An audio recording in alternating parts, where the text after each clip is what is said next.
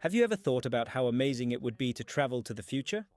After all, for most of us, the future world must be far more beautiful than the present, with highly advanced technology, where mechanical ascension feels like a superpower. A life of material abundance, no need to work, and even holidays during New Year's Eve. In sci-fi movies, human cryogenics technology can help people travel to the future.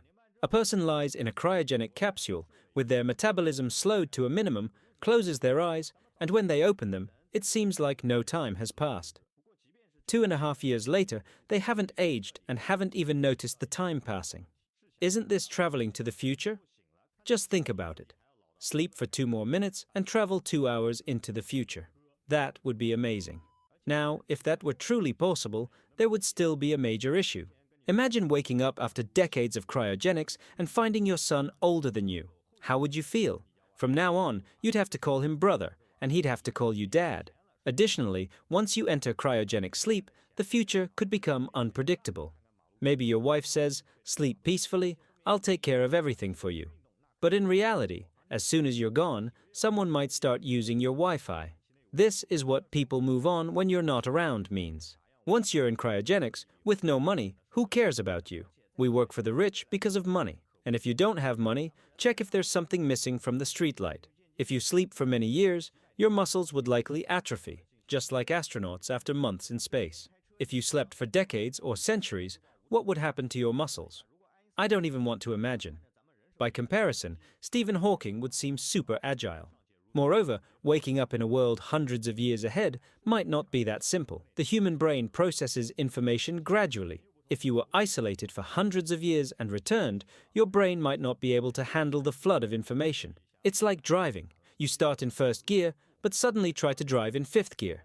Imagine Einstein coming back today and seeing everyone with smartphones in hand. He would be completely lost. And you, waking up after centuries, wouldn't even know where to go. With no life skills, no communication, and no good coordination, you'd be lost in the future. And if, upon waking, you didn't even know which road to take, it would be a disaster. And don't think that waking up from cryogenics is easy. If you were a millionaire and brought back to life, your descendants would have to return all of your fortune. But what would they gain from that? The truth is, you would have to be in terrible shape for this to happen. Many years ago, Emperor Zhao of the Song dynasty faced a similar dilemma. Should I return the throne to my ancestors?